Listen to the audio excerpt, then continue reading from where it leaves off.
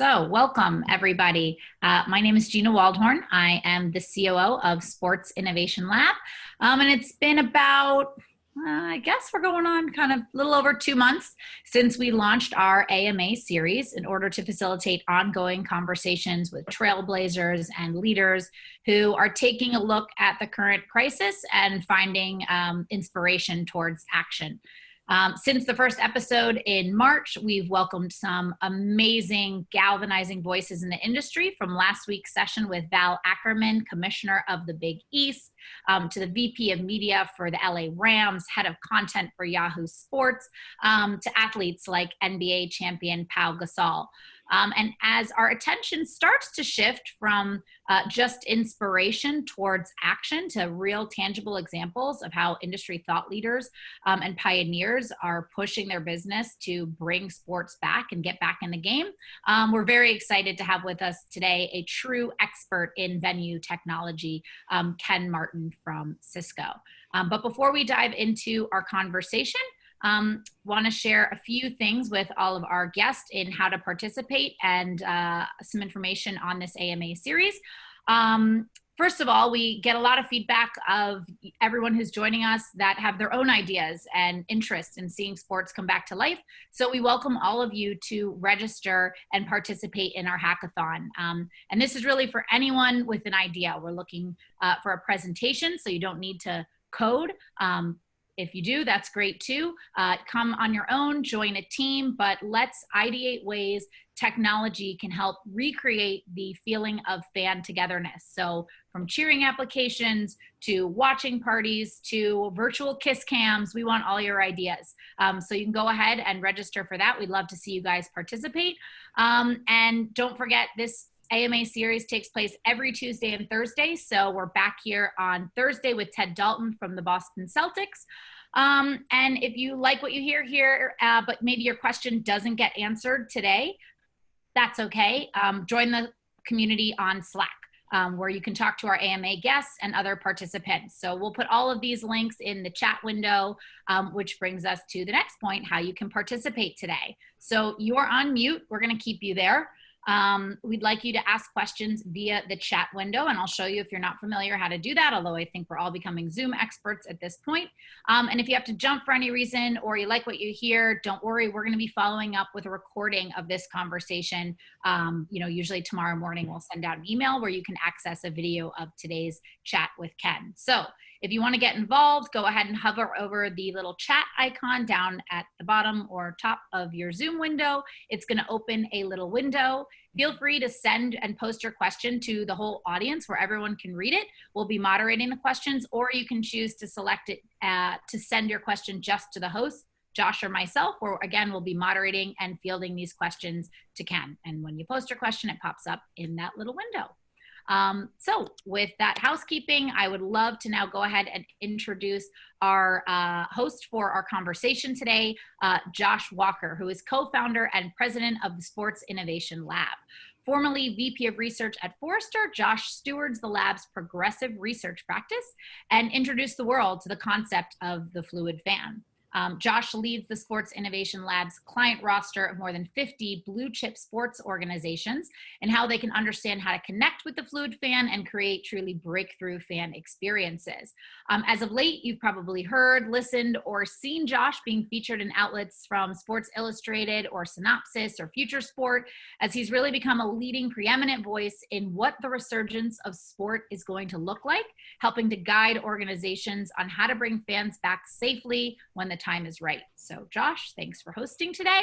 And with us, we are thrilled to have and welcome Ken Martin, the Executive Director for the Sports and Entertainment and Consumer Industry globally at Cisco.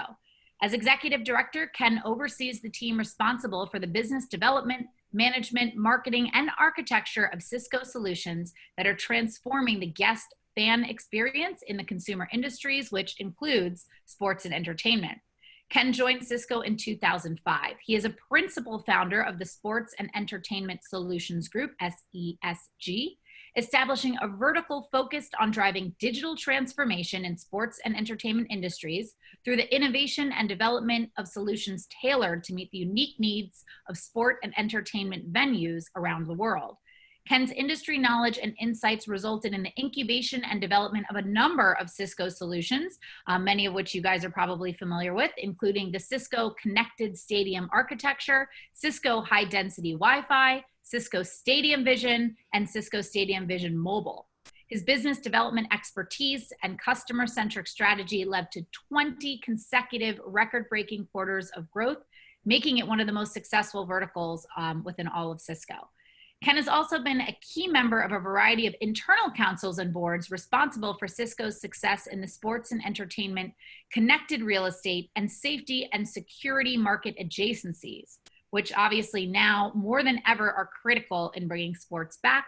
So again, we are thrilled, Ken, that you were able to take time out of your very busy schedule to speak with us today. So with that, I'll go ahead and hand it over to Josh to kick off our conversation. Thank you, Gina, and thank you guys for joining us today. Ken, it's great to see you. Thank you for taking time, as Gina said, out of your day to join us. When we were talking about the things we were seeing when it came to putting events back on the calendar, we knew that we needed to start getting people that were intimately familiar with the infrastructure of the stadiums to really have an informed conversation about what it's going to take to make that happen. I look forward to asking you a bunch of questions. I look forward to seeing what the audience asks you as we go through this. But Cisco is so much bigger than sports. Gina just touched on the fact that your vertical has been growing over the last few years since you started it. And yet you guys power the entire internet. Cisco is behind the technology that makes it possible for schools to operate virtually, hospitals to do telemedicine. How are you guys seeing things change as a business? Can you give our audience a little bit of context on what's changed since this pandemic has really shut down the physical office space?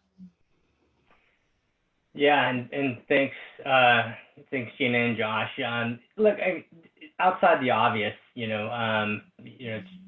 the working from home, finding new ways in which you can connect and continue to work. I mean, our executives continue to say, hey, look, when we get back to work, well, everybody's continuing to work, right? It's get back to the office. But enabling the ability to work from home, if you look at Cisco's business as a whole, everybody knows this for the plumbing, right? The route switch infrastructure, it's what you plug into that is critically important. And even the things that we took for granted, for digital signage, for example, to where enabling, retail, hospitality, or sport to advertise or sponsor, it's going to change, right? It's now going, we're going to have to, use it as an education platform. Schools, the ability to, my daughter's, second year of college, and, life has changed for her. She was living on campus, and now she's, taking, the instructions from home. It's helped our business in a number of ways at Cisco, right? Because, $55 billion business, we've, diverse in, a lot of different things. While the commercial space isn't, as booming as we'd like it to be, the service provider space is, going crazy, right? How do, our biggest customers are these service providers, and, whether they're increasing bandwidth in the home or the throughput and everything else, that's all network and hard, iron gear that, we sell them through the network. It's the collaboration tools and everything else, WebEx being one of them that enables, everybody to communicate for the comfort of wherever they want to be, so long as they're connected. So, so business is good for Cisco on some things, it's not so good on others, but, it's really a new world that we're entering into, and, how are we going to, when we return to the office, what is that going to look like? And I asked you before we started thinking about what we could cover during this AMA, what you could point to that would give us a sense of the scale of the change that you've seen in your business. You pulled together a slide, you shared it with me before. Would you mind pulling that up just so people get a sense of really how the plumbing is able to measure the scale of the way that we've started to change work, or the way that we've started to adopt new technologies? Yeah, this is the one. So can you walk us through basically what we're looking at here? I mean, this is the WebEx platform, which is just one product in Cisco's suite of applications and services. But this shows that there's 2.5 times more meetings Is that what the volume is? Yeah, and you think about it, I mean, it's not like WebEx wasn't being used before. It's a major part of our business. That and the ability to connect, live virtually. We came out with telepresence, a decade ago, and expanded through, video definition video conferencing since then. But some of these numbers just blow me away every time I see it. Now, I prepared this slide, back in March. These are not the April numbers, but some of these numbers are just crazy. I mean, 14.5 billion meeting minutes. And if you think about it in the grand scheme of things, that is a ton of time being spent online, and conversing with others. But some of these, these other numbers down the list here, new collaboration users, 10 million, total meetings, 73 million.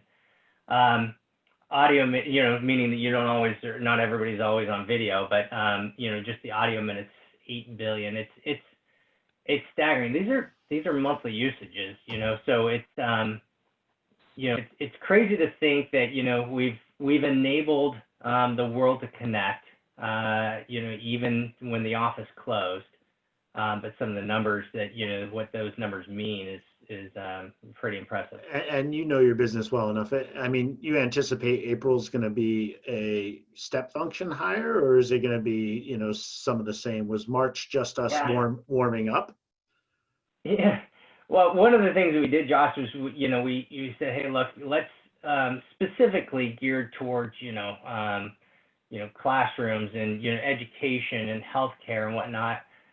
We began allowing, free trials of WebEx. And what I mean by that is the full enterprise edition of, it's your data secure, it's, on an infrastructure that you would not have to worry about. And so those uses, tend to push the numbers up a little bit. I mean, but it's got to plateau. I think that it's got to plateau at some point. You can't just keep growing the amount of meeting minutes. The one thing that I'd be surprised to see is, once we do get back to a normal, whatever a normal may look like in the future, now that we've gone a couple months with people, working from home and getting used to it, I know a lot of people are eager to get back in the work environment and, back into the office, but I'm curious to see how these numbers may even drop, how they drop, towards the end of the year when, offices may open back up. Well, I think it's a corollary to what we discussed when we look at what could potentially happen with the stadium business, because I think there is no normal. There's just all this planning on contingencies that are going to have some sort of, maintained hybrid virtual state to it. So I look at those numbers and I say, I'm hearing the experts talk about keeping schools, half time, and so you're going to still have to have virtual classrooms and teleeducation. You're going to have telemedicine continuing, because there's going to be places where people are going to have to go to take care of these people. Yeah. I wanted to give everybody a sense of the scale, but I do want to bring it into focus now on the sports business. You guys are in how many different stadiums powering the connectivity? Well, we started, 300 plus. When I was asked to start this vertical way back the end of 2006 by our then CEO, Mr. Chambers, the first thing I did is, well, how much business are we doing in sports, right? Turns out we weren't doing any business in sports, so we had 0 venues under our portfolio. I think the number now, Josh, is close to 385, nearing 400 different venues around the world, which is pretty impressive if you think about it. And so give the audience a sense of what you guys do. Do you come in while the stadium's being designed? Do you come in after the stadium's been architected? Do you come in and provide infrastructure for everything that could be in and around the venue for these mixed use environments? Where does Cisco's sweet spot in sort of servicing that environment lie? No, it's a good question. I'll just take it back to the early days. We're lucky in that some of the key brands in sports were, building a stadium when we first got into this business. Yankees were going up. Cowboys were thinking about putting a new stadium up. And so we're lucky enough to where we're seeing transitions in the marketplace. I mean, standard def television, which you can't even watch anymore, to, high definition to now 4K. We worked through those entire transitions. In 2007 was when we really started into this business. The small company called Apple didn't even really have an iPhone at the time. They were just introducing it at the time.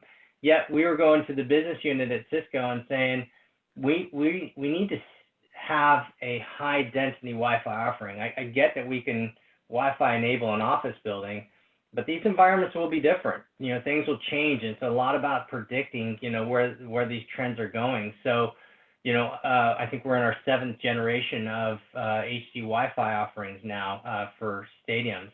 But whether you have a new stadium, and we've been involved in a lot of new stadium projects, but it's not to ignore those existing stadiums. And taking a crawl, walk, run approach to, you don't have to go all in, everything that these new stadiums are getting, so long as you identify what your business challenges are and address them in a way in which connectivity was super important, right? 5 years ago, it's table stakes now. If you don't have connectivity, that's a problem. Digital signage for activation and using it, signage as a media platform now is a big one, complemented by collaboration and everything else. So of the 385 plus stadiums that we've worked with, we've gone with, and helped the oldest stadiums, in any given theater, to be involved in some of these new projects. But the idea is to, focus on their business outcomes and adapt to technology to address those.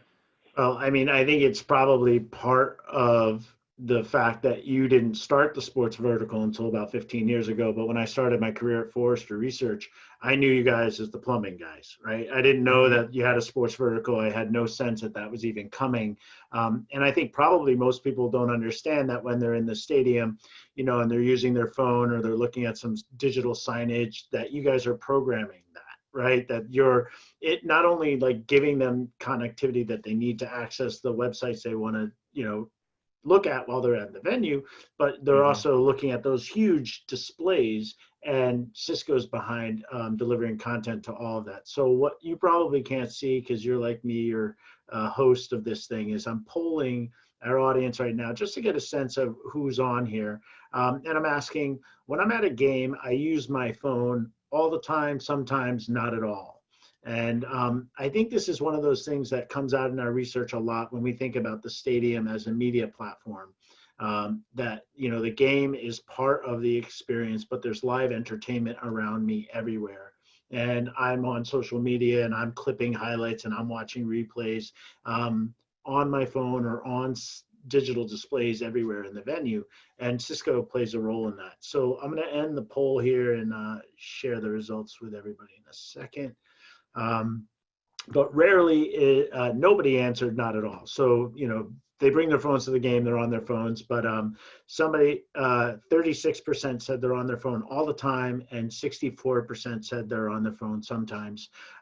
We could have been more, statistically valid with this, but it gives you a sense that the mobile phone is an extension of the live entertainment experience, and certainly your company powers that. So how has the idea that everybody's bringing this into the venue and they're using it more frequently changed the way that you guys think about how you work with your partners?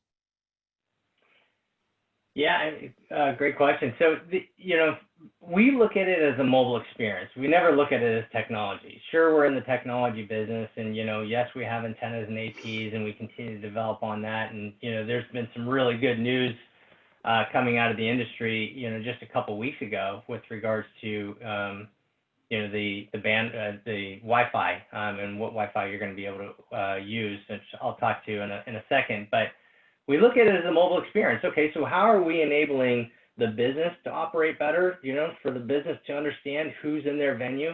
I used to ask this question a couple of years ago, Josh, and it was amazing the kind of reaction that I would get to it. Do you know who's in your venue? And the way that the question was answered was typically by way of season ticket holders. Well, yeah, I mean, we have, so many season ticket holders, so we think we know who's in the venue. But if you take a step back and think about that, a season ticket holder is not buying just one ticket at a time, right? You're either buying 2 tickets or 4 tickets, and therefore, let's, settle on 3 tickets. So therefore, you know, maybe a third of the people in your venue, assuming that everybody's a season ticket holder, which we know is not. So you really don't know who's in your venue because those tickets are transferred, and you know how many people do actually go into the thing. So we really try to focus in on how are we going to enable these businesses to really identify who's in the venue. And that allows them to create different marketing strategies, personalized messages, turn to their sponsors and say, hey, look, not only can I tell you who's in the venue, I can tell you if they're repeat customers, if they've, visited the venue a couple times throughout the year. I can tell you where they're standing, where they're dwelling, where they're turning, if they're coming into the venue. All this wonderful information that you could feed back to not just, who's running the venue, but really important information for, sales and marketing and, who have partners and sponsors that want to know, right? Their whole mind share of advertising in a venue has shifted, right? They're educated now. The sponsors themselves, they're saying, look, I don't want to just advertise my brand. I want to know how effective my brand is, right? My brand campaign, I want to be able to have a call to action. So all this information is enabled through the mobile experience. And that's why we say we truly focus on the mobile experience as a whole versus what technology is used to deliver that. Well, that's why I asked, because it gets to the purpose of bringing you on to talk to our audience in the first place, which is that phone is an ID. And you guys have built a lot of analytics on top of it and a lot of intelligence on top of it to try to help your customers understand who is in the building. Whether it's for sponsorship or it's for other purposes, you've done a lot of that plumbing and hard work and analytics on top of it. And you have partners that have built on top of your solution as well. My question is now, as we get closer to bringing fans back into the stadium, how do you guys continue to think about that? Are there other partners you need to bring into your ecosystem that use your plumbing and your analytics to help us feel safe as the fans that are coming back?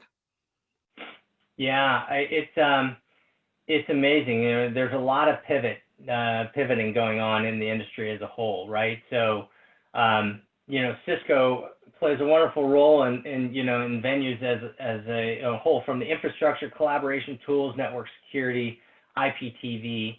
But what we traditionally would use those technologies for will begin to change, right? And if we don't offer that, what's an extension of that? The whole mobile experience, using the phone as a educational platform, not just the means to allow people to connect, right? Upload, download data. It's going to now turn to, what do I do when I get in the venue? Where should I go? From a, in seat, I'm going to have to now order through a mobile device. They have to identify where I'm at. Payment, is obviously going to be huge. Even the screens that are used in the venue will be used as, educational, right? So technology companies that we have worked with, that we've integrated with, that may have analytics to count people, how many people are in line for a bathroom, for a concession, are now saying, well, let's use those same analytics to determine how close people are in proximity. Yeah. And then let's use the screens throughout the venue as a way of educating and telling people, hey, hold on a second, let's keep our social distancing. This is what you need to do. Exit strategies and everything else. I mean, I think we've all heard, what the new venue would look like. Tom Garfinkel was saying the Dolphins may have a structure of, when you can leave and, exit rows at a time. And it's going to be challenging. But yeah, I see a lot of it going on right now, Josh. Even the way that you enter into a venue, right? Taking your temperature and, if in fact you do have a temperature, do I have a sign that tells me where I need to go or what I need to do, or, but with that all being said, technology is technology, and there's going to be some, it's not going to be 100% accurate at all times. And so we're going to have to deal with that as well. So I'm going to throw some punches, and you either bob and weave and tell me how you want to handle this. But I kind of call bullshit on the idea that we're bringing fans back.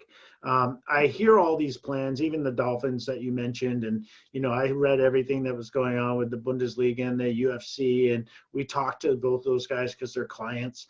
The idea here is that they all have media commitments that they need to get these games done for their broadcasting rights. And that piece of the business, I completely understand.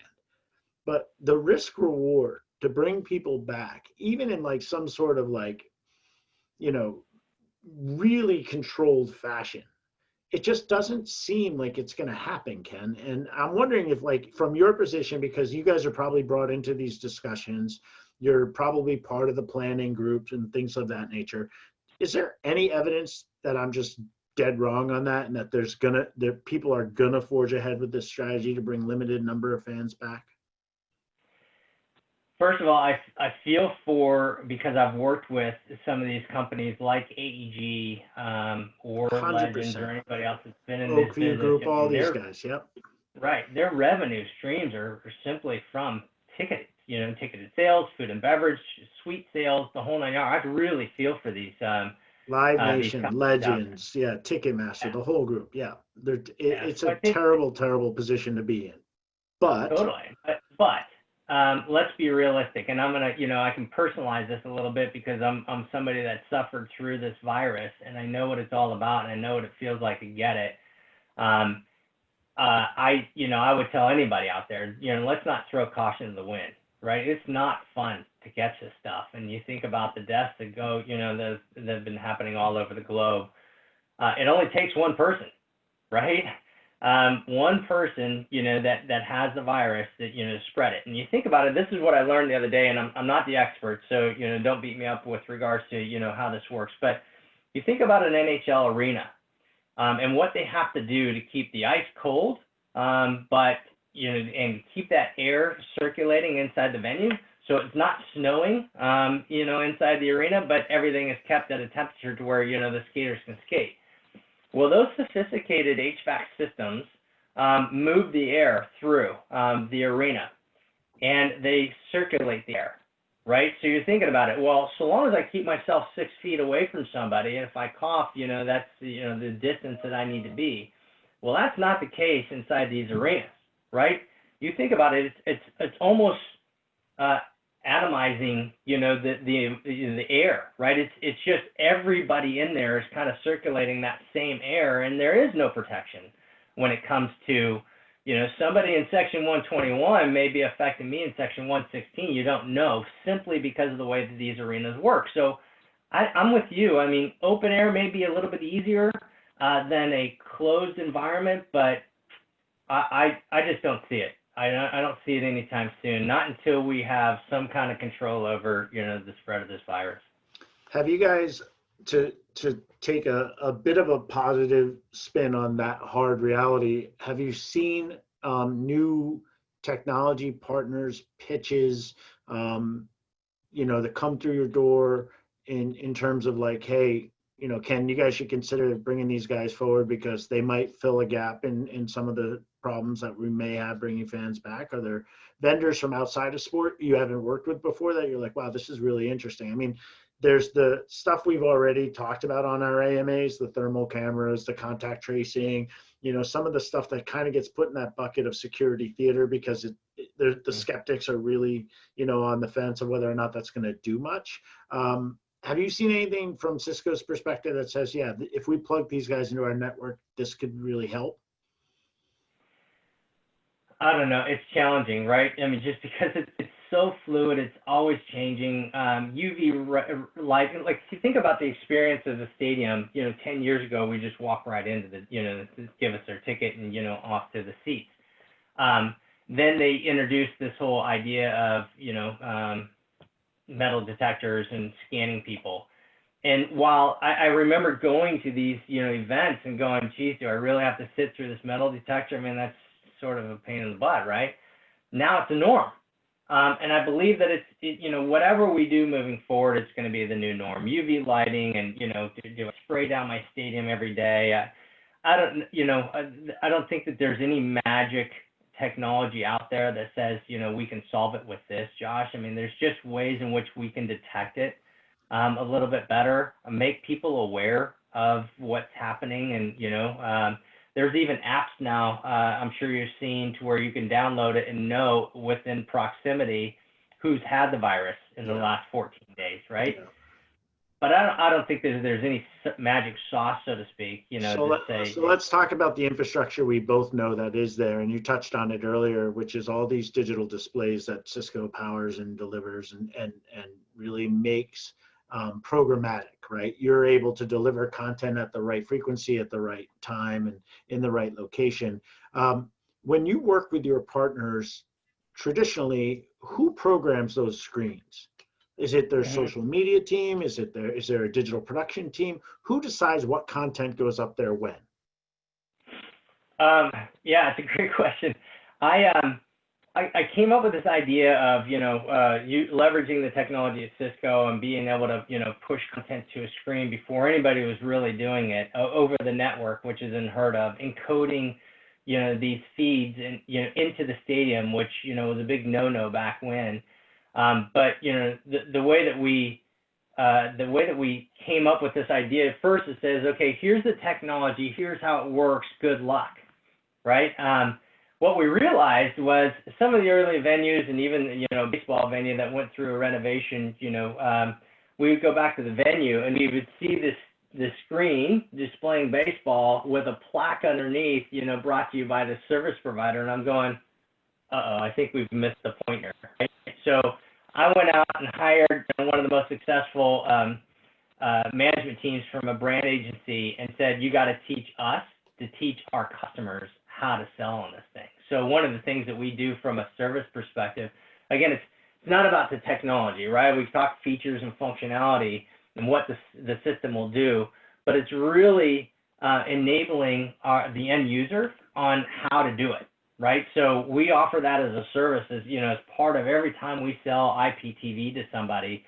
Not only are we engaging in how to create a brand strategy that's different, how to change the conversation that you're having with your sponsors, to enable them in a different way of knowing not only how they can advertise their brand, but what they should be doing to advertise their brand, and the ability to change it so often. It's almost like a commercial, as we go through different seasons. But rate cards, how long the ad should be up, what font should we use at the menu boards. We spend, an hour just educating people on the idea behind somebody standing in line at a concession and where their eyes start and where they, feed across the boards. That's how we've been successful, Josh, is building the content is easy. And I say that because I don't build content. I'm sure it's pretty difficult, but creating the content is easy. And a lot of times we enable these teams who have some, really good, talented people to create content. But it's educating them on, transforming from a static world to a digital world.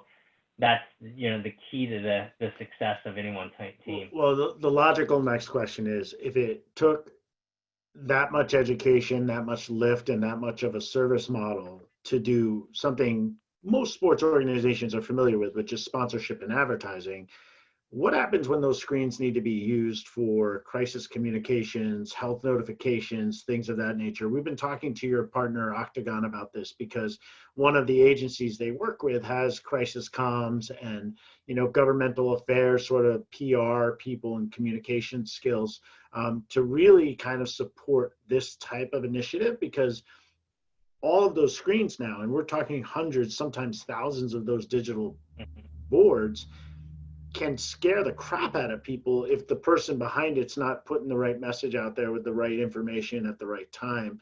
How do you think that evolves with your business? Is it something Cisco's going to have to make sure happens? Is it something you're looking for partners to bring solutions to you to think about? Where's your head in terms of that?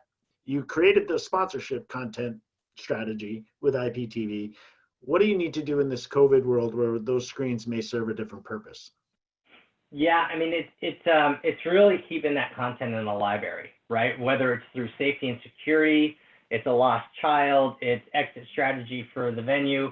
It's making sure that content exists to where, like a moment of exclusivity, somebody scores a goal, you activate the button and, all the screens light up. It's got to be simple to use and easy in a way in which people can just press a button. We give permissions to those operating the venue. So for example, we started with MGM at the T-Mobile Arena, but MGM Resorts Property owns 9 different, casinos, the resort casinos along the strip. It's programming those different venues. So I might be responsible for Mandalay Bay. When I log into the system, I can only see screens at Mandalay Bay, right? Whereas Bellagio might be a little bit different. Maybe I'm just somebody that owns the retail space or the restaurants at Bellagio. I can give them the ability to only see those screens. However, can you I make have one the group ability to more? give master Yeah, control. can you make one group more important than another one? Like, can my health and safety group override something if like some sponsor's trying to do something over here? It's just like. Totally. Yeah. It's okay. Ease of use, and maybe it's a message that now is different. We need to tell. So it's got to be easy enough to where somebody can go in and just create a quick message and push that out. But I mean I think about these scenarios you and I were just talking about, where you might have a crowd that's gathering, or a threshold of density that's sort of you've tripped it, right? We're like, okay, nobody else can go in this social space, no more people in the fantasy zone, and we need to message that quickly. We need to do it now. How does that happen? I'm thinking through all those operational things, because there's teams within the venue, to your point, that not only have to create that content, but make sure it gets out there, override other messaging, and get those people out of a situation that could be potentially, a risky one for them at a particular time. So I do see this as a new challenge for a lot of organizations that don't have those skills perhaps on staff to message these types of things to their audiences. Yeah, and we've made it super simple for people to log in and manage these screens remotely as well. I mean, for the Cowboys, so they don't even need to be in the venue. You could have like a command center somewhere else that kind of like, so AEG could offer this as a service, Oakview could offer this as a service. 100%. They stand up a group of health and medical professionals with crisis communication skills. They can be pumping out the right thing at the right time. Yep. And just getting back to the MGM, example, the command center is at the basement of the Bellagio, and they control all 9 of those casinos. Strip, on the strip. So, but yeah, I mean, look, it has to be secured. I mean, hacking into a digital signage, there's a ton of different digital signage offerings on the market today. But think about somebody that can hack that, that digital signage if it's not secure, sending the wrong message. I mean, that could be as detrimental as having somebody control the screen. All right, so we're going to get toward the end of the hour here, and what I really want to do is leave our audience with something a little bit more feel good and aspirational. You've been involved in 2 of the newer stadiums, the NFL. We're all hoping that the NFL can come back safely in the fall. Tell us a little bit about those stadiums. What's the insider scoop on what's going on in Vegas and in SoFi? Well, in Vegas, and I've been working with the Raiders for probably 2 decades now. So I'm super jazzed about that stadium. It's going to be awesome, but it's a little bit different than what you have in Southern California, because you have 300 acres of mixed-use development, as a property as a whole, right? So it's not just the stadium. It's the plaza area. It's the music venue that sits just off the stadium itself. What we worked with from that perspective is created a smart city, if you will, Josh, in Southern California. It's going to be what everybody aspires to be, having every single thing on that property connected to the network, whether it be lights, an elevator, fryer in the kitchen. Everything is controlled by the network. And so you think about the functionality of a smart city, from lighting to the way that you can control content, to the whole mobile experience. I mean, that's what's really going to stand out, in my opinion, of that property in Southern California. It's going to be a beautiful stadium. The Oculus that they have there, that's suspended from the canvas that covers the stadium. It's an open air stadium. The whole mobile experience will be new. Wi-Fi 6 is going to be one in which connectivity and connectivity speeds are great. I don't know if you know this, Josh, but a couple of weeks ago the FCC just voted to expand Wi-Fi to 6 gigahertz, which is something that we haven't been able to use in the past, and so that's really going to be able to push the way for new connectivity. Yeah. So for all the non-nerds on the phone, what does that actually mean? It's so think of it. So in your old phone technology, 2.4 gigahertz. This is explained to me in a way in which it can help the users on the phone. Take a beer can, poke it with a needle. That beer is going to shoot across the bar far, but not a lot of people are going to be served by that. The beer coming out of that can. 5 gigahertz is like poking that beer can with a nail, so that it's not shooting as far, but more people are getting more beer, if you will, right? Wi-Fi 6 is like using a quarter-size hole in that can of beer. It's meant to where more people are going to get as much beer as possible. Not even compared to what it was in years past. But Wi-Fi 6E, which is what the FCC just announced, is a whole new spectrum. So it allows people to be able to have speeds that they've never seen before in a whole new way. So it's almost like Wi-Fi 6E is like going into a bar and having a VIP experience to where you get any drink anytime you want. You don't have to contend with everybody else standing at the bar. You are literally in an island all by yourself. Why? Because these people, these devices that have, the 2.45G that aren't Wi-Fi 6E enabled will not have the ability to tap into that frequency. And so it's almost like you're going to have this whole space all to yourself. What's it mean to Cisco? Look, we have to come up with some new routers, to enable this experience. It's our strategic partnerships with Apple and Samsung and other devices that, allow us to, offer this up. But it's really going to change the experience. It's designed for sports stadium, Josh, to where you need a whole lot of people jumping on the network to be able to experience Wi-Fi's and speeds and efficiencies that you've never seen before. You're going to be able to stream the live event to your friends at home. You're going to be able to do all the other things, ordering beers and food and beverage and everything else, and not ever have to worry about, the Wi-Fi slow. So it's encouraging. We're pretty jazzed about it, but I think overall, from a guest experience, it's really going to help as we get back to some kind of normal. It's pretty clear to me that a lot of your engineers were shotgunning beers coming up with that analogy. Yeah, I mean, it's the way that I Is this the way it works? Is this the way it works? Okay. Right. So I mentioned this to my team earlier today, and I think it's something that, when you said smart city, it sparked my my memory from this morning, which is, sad that it requires that.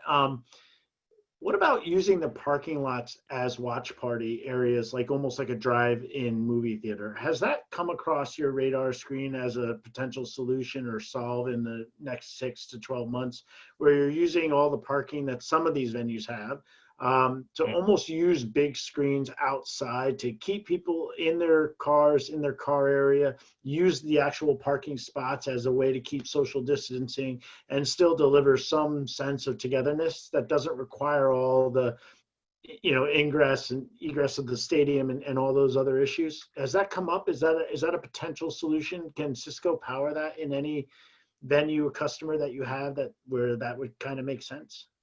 Yeah, I mean, look, I think it's a great idea. And, as I tell anybody that we're sitting across the table from, we're in the enablement business, right? I mean, yeah, we leverage technology to enable whatever experience you want.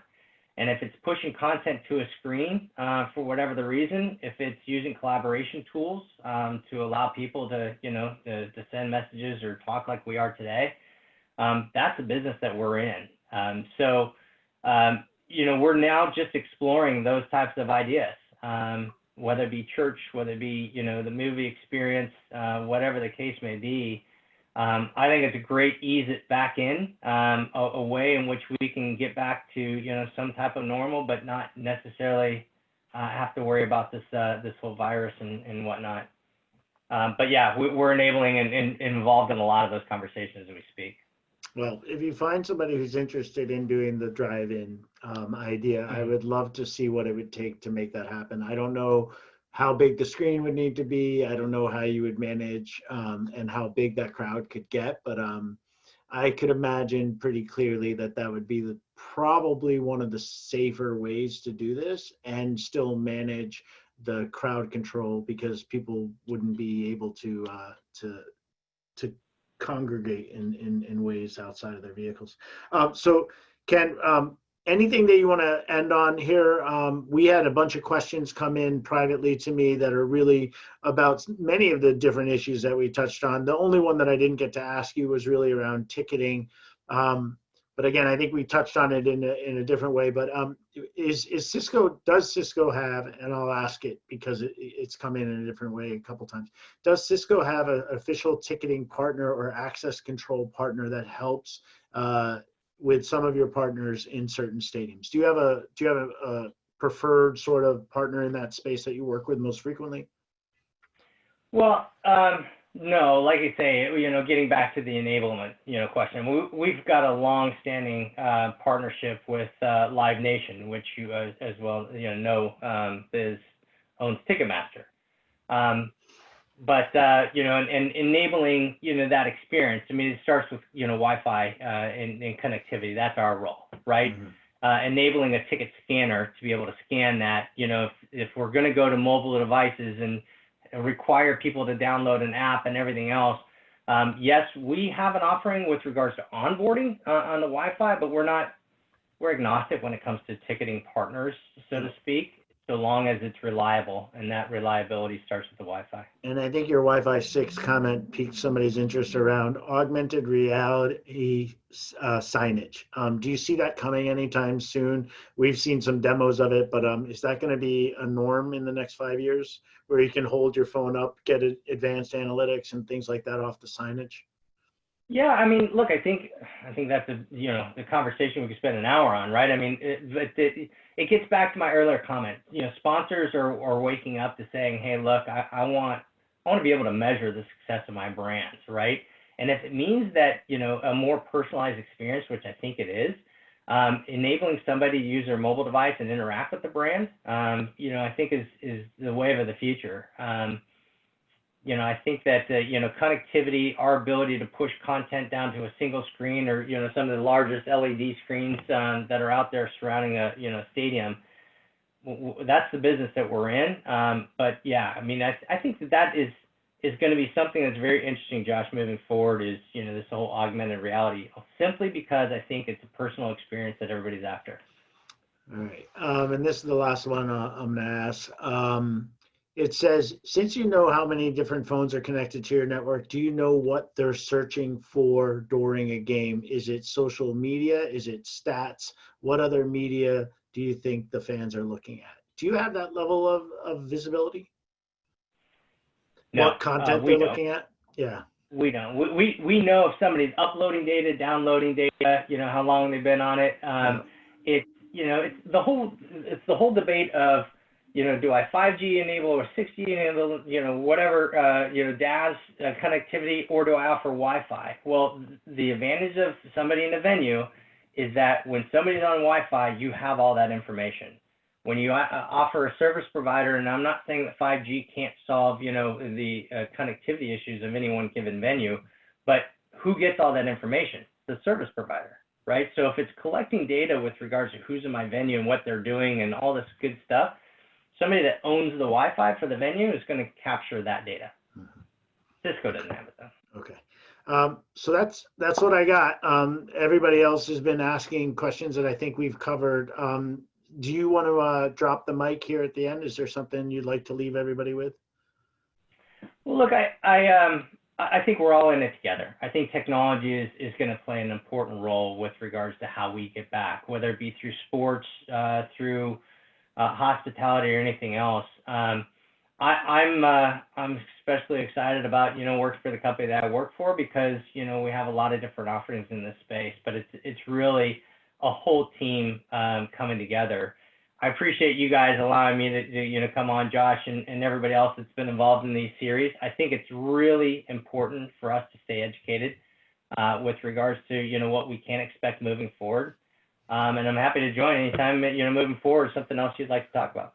Well, I didn't bring it up because it's very private and personal to you, but the idea that you have had COVID and that you were able to experience this, I think makes you a very important voice in some of these conversations where people are trying to come back.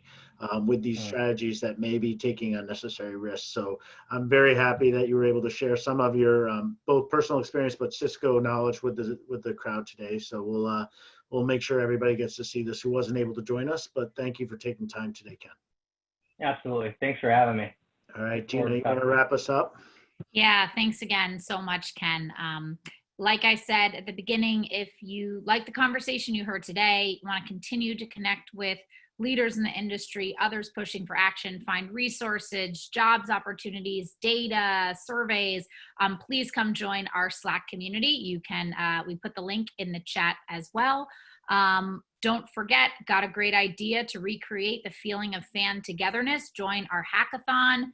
From any experience level, we just want ideas and creativity, and our goal is really to bring as many ideas as possible to major sports organizations across our client roster for the opportunity to see some of these come to life. So please join that.